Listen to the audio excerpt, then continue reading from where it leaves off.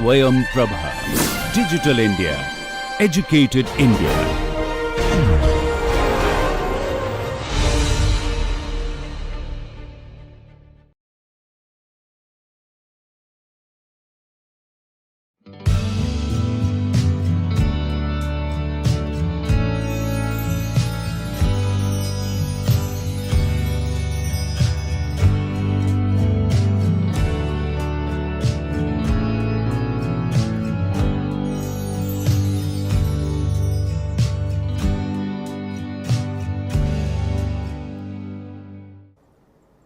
Hello everyone, I welcome you all to the week 5 of course Automation in Manufacturing. Well, in previous weeks we have seen the fundamentals of automation in manufacturing. We have seen how to design a system, how to manufacture a system. Now in this week we will be studying the various concepts associated with the microprocessor technology and signal conditioning. In the previous week we have seen the elements of measurement system.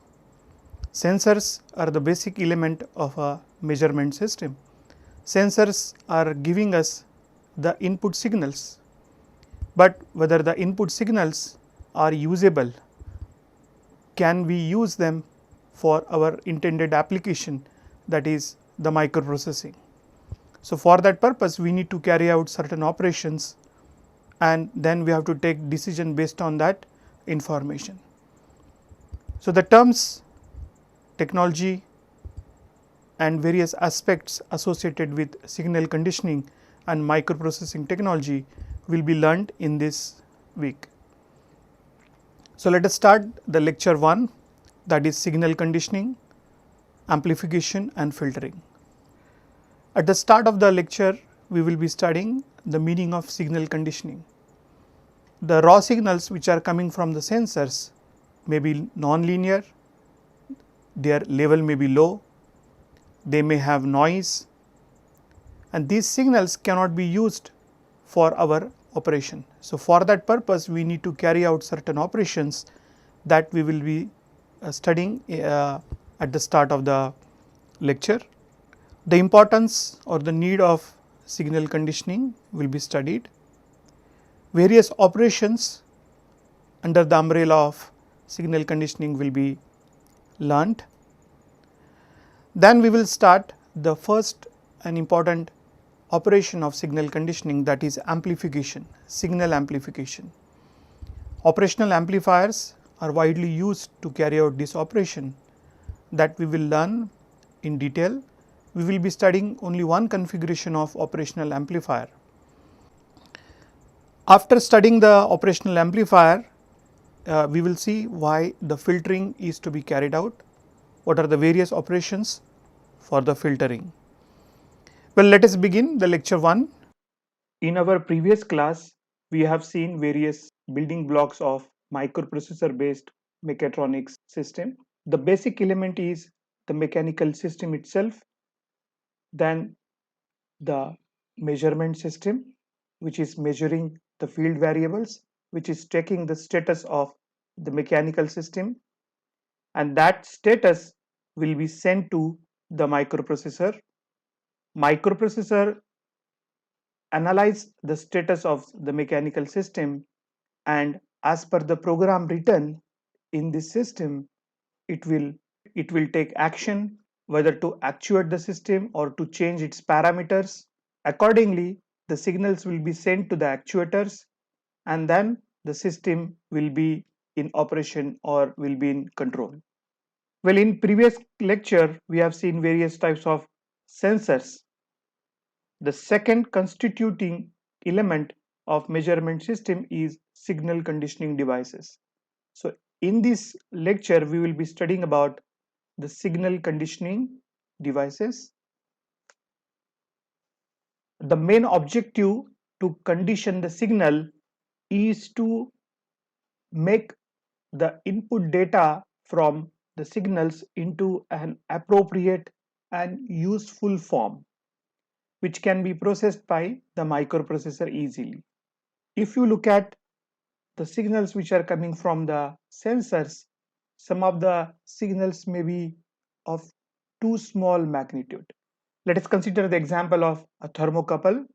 The thermocouple output may be in millivolt or microvolt, which may not be sufficient to process in the microprocessor.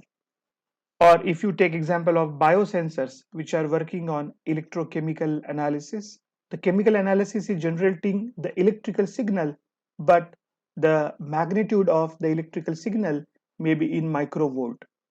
That is not sufficient for the microprocessor. So for that purpose, we have to amplify the signals.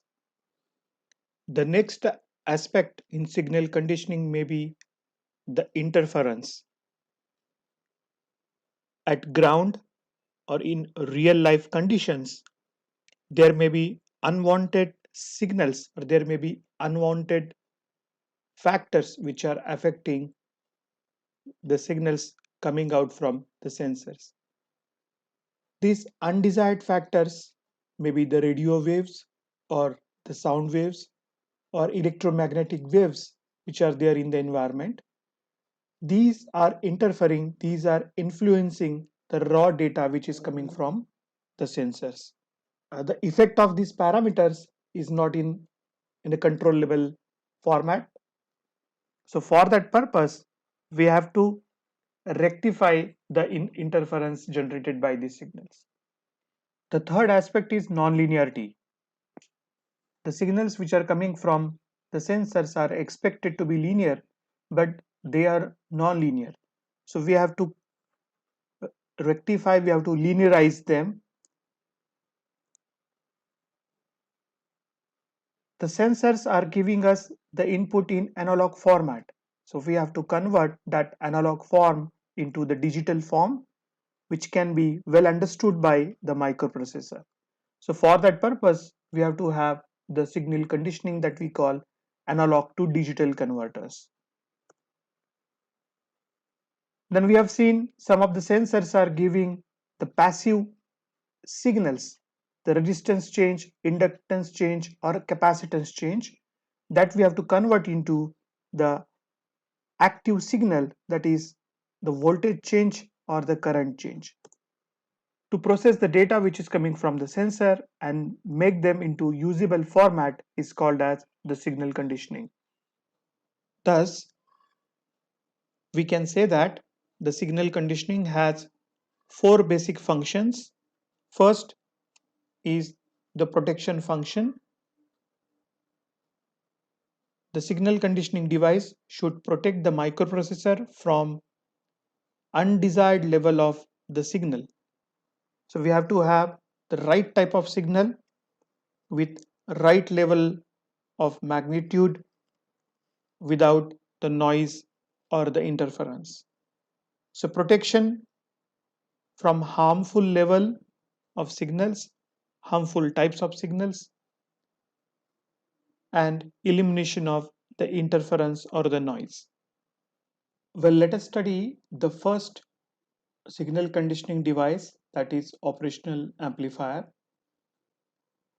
Operational amplifier is considered as a basic building block of many signal conditioning devices. As the name suggests, it amplifies the input signal. Op-amp is nothing but a system which has certain input and certain output. That input to the op-amp system is voltage and the output is also the voltage. But the difference is that the input is at very low level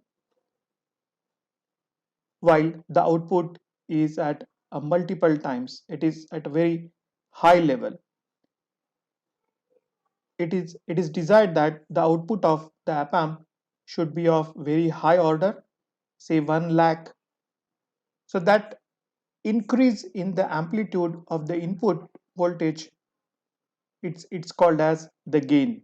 How much gain the amplifier is providing in the amplification.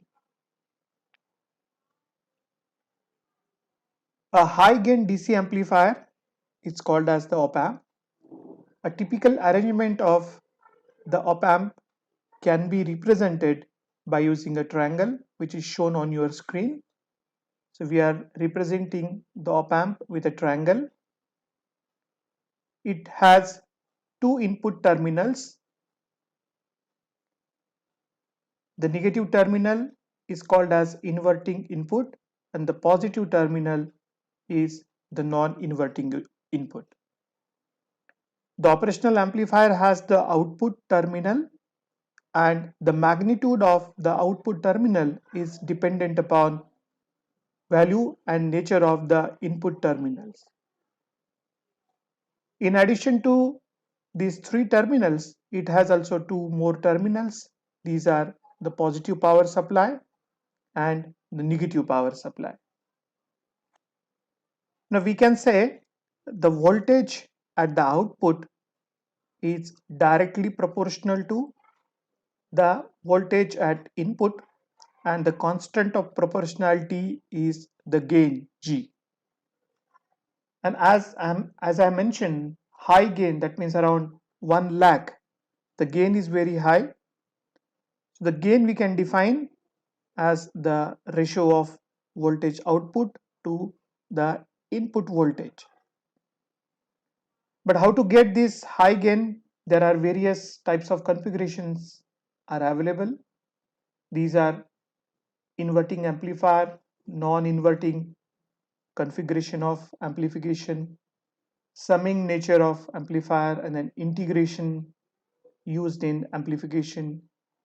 Some amplifiers, they are based upon the differentiation that we call the differentiating amplifier. In this course, we will be studying the inverting amplifier. The rest of the amplifiers, you can refer the standard textbooks. Fine. Let us study how the inverting configuration of operation amplifier works. The schematic of a typical inverting configuration of amplifier is shown on your screen. In this configuration, we are taking the operational amplifier. As we have seen that it has two input terminals and there is one output terminal.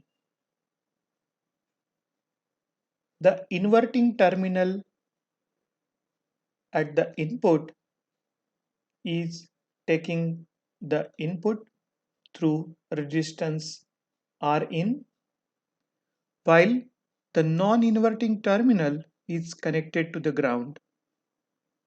The output we are drawing at the V out. The circuit also taking feedback from the output through a reference resistor RF. So here you can see the feedback is being taken from the output at the input through a resistance RF. So as per the definition of the gain is defined as the ratio of voltage output to the voltage input. Now if we try to study the inverting configuration, then we have to first consider the op amp as an ideal amplifier. So in general, the ideal amplifier has infinite gain. It has enormous gain. So when we will have the infinite gain, so to have the infinite gain, there should be infinite input impedance and zero output impedance. So there will be more resistance of, or there would be infinite resistance of current flow at the input and there is zero resistance of current flow at the output. So to understand this, let us consider one example. Let us consider we want to have a gain of 1 lakh or more. The output terminal is about plus or minus 10 volt. With this gain and with this voltage output, the input voltage will be coming very low. Before that, let us understand what is the meaning of impedance. The input impedance can be defined as the ratio of input voltage to the input current, and the output impedance can be defined as the ratio of output voltage to the output current. So as I mentioned, when we want to have a voltage output of around plus or minus 10 volt with a gain of 1 lakh, the input voltage will come around plus or minus 0.0001 volt, which is virtually zero, which is very small value. Therefore, we can say that the point A, which is at the inverting terminal, is at virtually earth potential. It is having virtually earth potential. It is a virtually earth point. Thus, the potential difference across Rin. Now, if we try to find out the potential difference across the resistor Rin, then that would be V in the voltage at the input terminal minus the voltage at point A. As the input voltage is coming very low, that's why we can say that the point A is at virtually earth potential. Point A is virtual earth point. Now, the potential difference across Rin can be written as the input voltage minus the voltage at the point A. Now, as we have considered the inverting configuration of op-amp as an ideal op-amp, and when we are and when we are saying that the voltage at point A is 0, then the input potential V in across the resistor R in can be written as V in is equal to I1, that is the current which is flowing through the resistor R in, into the resistor value of the input resistor. So I can rearrange this. I1 is equal to V input divided by resistance in the input connection. Now refer the inverting configuration once again. Operational amplifier has very high impedance at the input that we have seen in the definition of an ideal amplifier. Since the high impedance, this high impedance can be considered as infinite in case of the ideal op amp. Since the impedance at the input is very high, we can say that there is no current is flowing through the point A. Therefore, we can say that the current which is flowing through resistance R in must be the same as in the resistance of the reference resistor RF. The potential difference across the reference resistor can be written as the potential at A, VA minus the output potential V out. So I can write VA minus V out, the potential difference across RF is nothing but I1 into RF, resistance value of reference voltage RF, and the current which is flowing through this resistor. Note that I1 is the same value of the current which is flowing through Rn. However, we know that the value of voltage at point A is is approximately 0. Therefore, we can write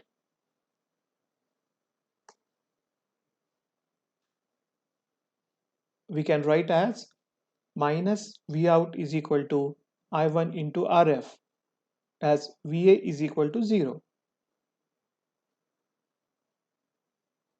I can rewrite this equation as V out is equal to minus I1 into RF, but we know that I1 is equal to V in divided by R in. So that we have seen in the previous slide, I1 is equal to voltage at the input register divided by the resistance value of the input register. So V out is equal to minus V in into RF divided by R in. Thus I can write the ratio of V out to V in is equal to minus reference register value RF and input register value Rin. So you know that the ratio of voltage output to voltage input is nothing but the gain of the operational amplifier. The gain of the operational amplifier in this case is dependent upon the relative values of the resistor values of reference register and the resistor value of the input register. So by modulating these two registers, we can achieve the required gain. So let us consider a simple example. If the feedback resistance is about 10 mega ohm, the feedback resistor value is 10 mega ohm, and the input resistance is 1 mega ohm. The input resistance is 1 mega ohm. Then we can say that the op amp is providing us a gain of 10. So G is equal to 10 divided by 1, that is 10. Now the question comes, what is the significance of this negative sign? So the negative sign indicates that the output is inverted. What I'm saying? The output is inverted, meaning is that it is 180 degrees out of phase with respect to the input. The output is inverted, it is 180 degrees out of phase with the input voltage. That's why the negative sign comes over here. So this is very simple configuration of op amp. As I mentioned, by changing the resistor values, you can easily get the required gain and you can utilize the operational amplifier for your intended purpose. My friends, there are many other configurations, many other advanced configurations are available in operational amplifier. However, the detailed study of these amplifiers is out of scope of this course. So you may go through the standard text related to the basic electronics which are available. Well, filtering is an important operation being used in signal conditioning. There is noise present at shop floor. There is interference may occur due to variety of undesired signals, undesired radio waves, electromagnetic waves. Moreover, the noise may occur due to improper hardware connections and environmental related factors such as temperature, humidity, dirt, vibrations. The noise certainly is affecting the final output of the system. The noise will manipulate and we may have an erroneous output result. We may have wrong output result. Therefore, it is very much essential for us to remove certain band of frequencies from a signal. And we may require to permit a specific band of signals that to be processed for our intended purpose. Thus, the process of removing a certain portion of frequencies, certain band of frequencies from the signals that we are getting and permitting others to be transmitted, it's called as the filtering operation. There are various terms associated with the filtering operation. The first term is pass band. The definition of the pass band is as it is the range of frequencies passed by a filter. The range of frequencies that will be passed through, that will be passed by, is called as the pass band. Second one is stop band. The range of the frequencies that will not be allowed to pass through the device, it is called as the stop band. Third one is cutoff frequency. The frequency between the stopping point and the passing point is called as the cutoff frequency. Well, we can develop the filters by using the resistors and capacitors. So when we use the resistors and capacitors only to develop the filters, that type of filters are called as the passive filters because there is no gain in the input voltage. So simply we are cutting off the undesired band of frequency that to be passed to the microprocessor. But certain filters, they increase the magnitude of the input value, they increase the level of the input value. And for that purpose, we have to use operational amplifier. They are amplifying the signals and simultaneously they are allowing a selected range of signals that to be passed through. So such type of filters are called as the active filters. Now let us study the first type of filter, that is the low pass filter. As the name suggests, low pass means the filter will allow the low level of frequencies. So on your screen you can see a graph. Along the x-axis there is a frequency, along y-axis there is signal that is to be transmitted. For lower value of frequency, whatever the signals will be there, that signals will only are to be passed. So for that purpose, whatever the filter is needed, that is called as the low pass filter. So here the low is with respect to the frequency of the signals. To have such a facility, we are using resistor and capacitor connected in series. The input voltage is applied at the resistor and capacitor in series. However, the output is taken out from the capacitor only.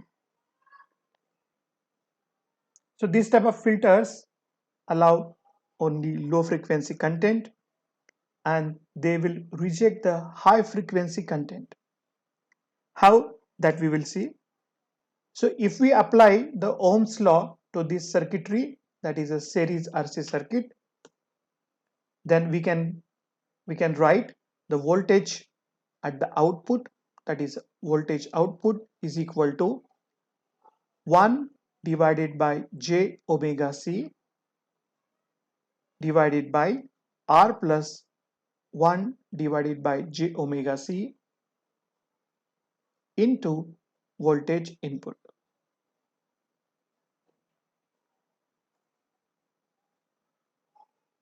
Here the j is the imaginary unit, omega is sinusoidal angular frequency of the signals that we are getting. C is the capacitance, R is the resistance of the resistor. This equation I can simplify. I will rewrite this equation as V out is equal to 1 divided by 1 plus j omega CR into V in.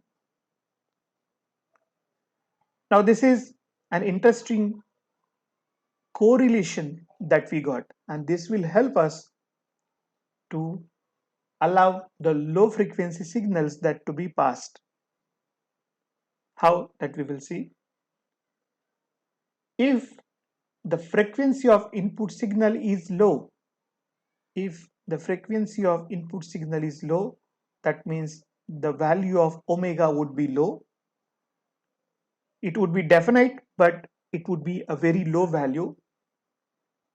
J is the imaginary constant, C is a capacitance, that is also constant, R resistance, that is also constant. So for lower value of omega, the product of J omega CR would also be low.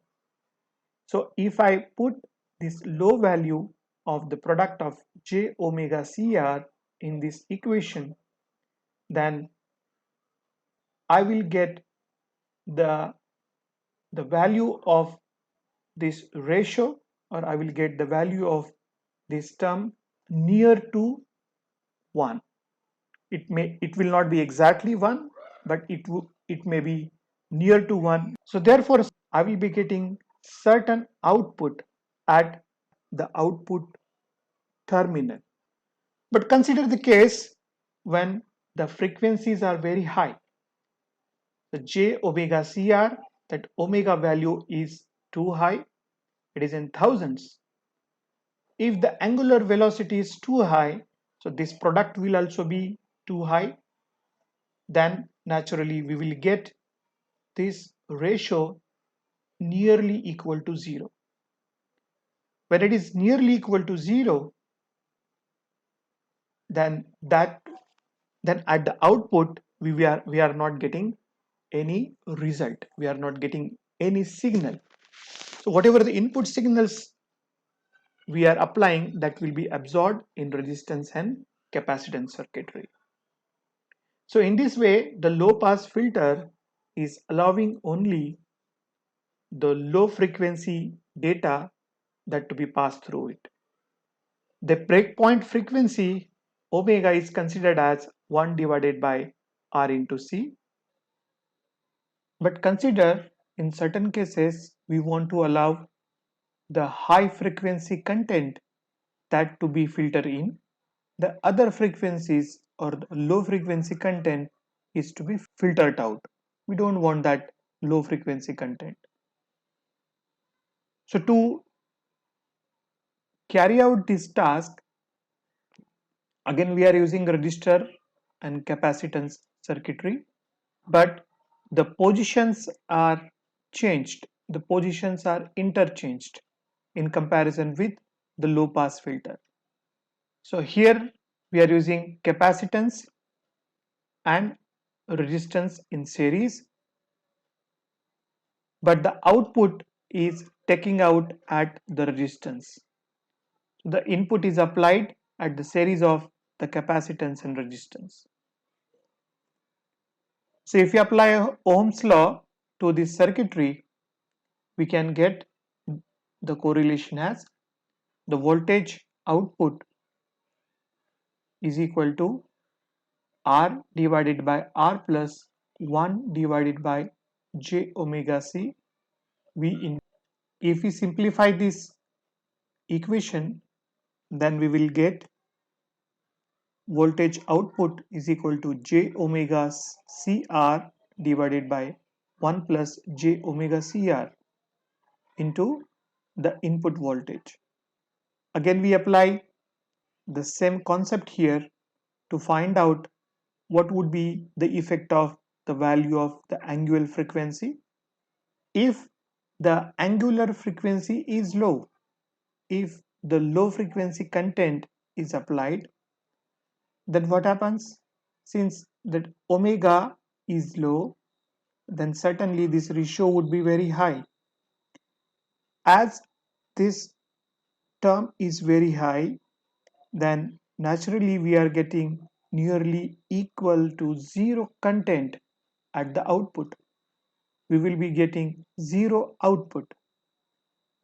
So that means for low frequency content, we are not getting any output. that frequency has been filtered out, it is not being transmitted.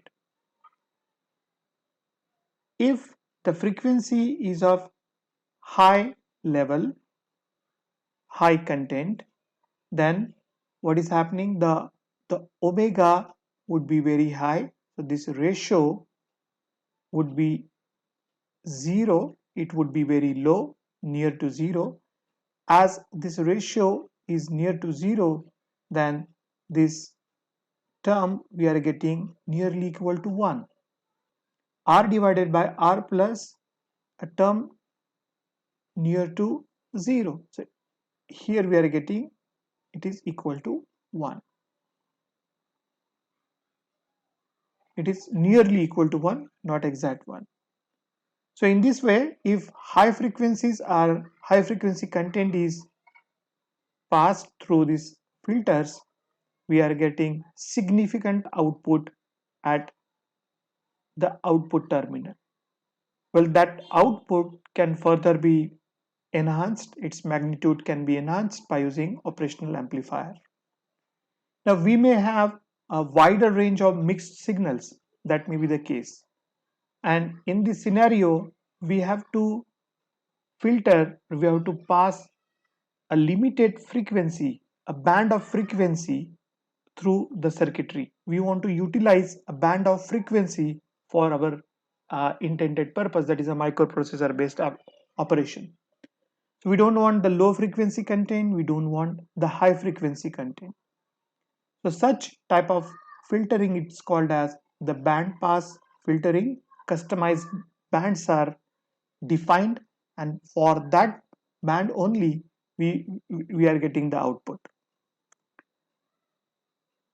So how it is possible to design such a filter? We have to use the properties of low pass and high pass circuits, and we have to combine them together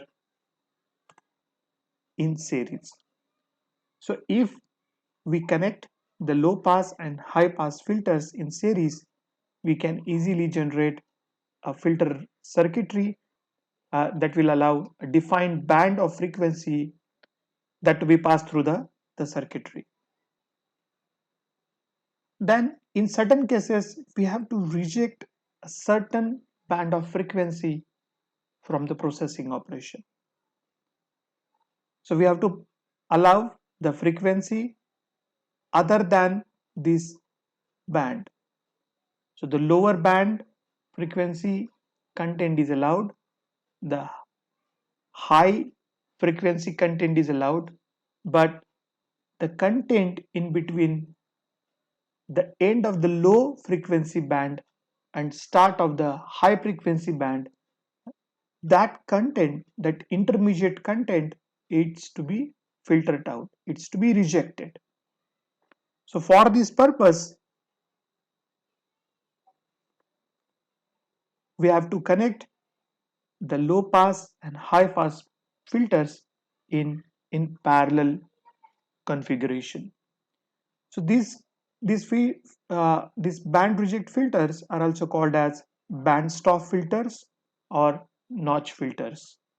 Well, my friends, we have studied various signal conditioning operations in this lecture. So let us summarize the contents that we have seen in this lecture. We learned the definition of signal conditioning at the start of the lecture. We have seen the importance of signal conditioning in development of automated systems. After that, we have studied various signal conditioning operations which are required to be carried out on signals to make them useful for the designing operation, for decision making operation. Then we have seen the operational amplifier, the principle of operation of operational amplifier, its configuration and the working. At last, we have seen the filtering operation, the principle of working of filtration and various types of filtration operations which are in general used in the automation industry.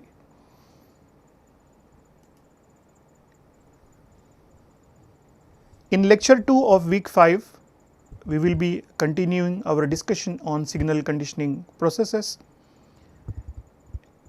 In this lecture, we will study the pulse modulation. Pulse modulation is required to solve the problem of drift.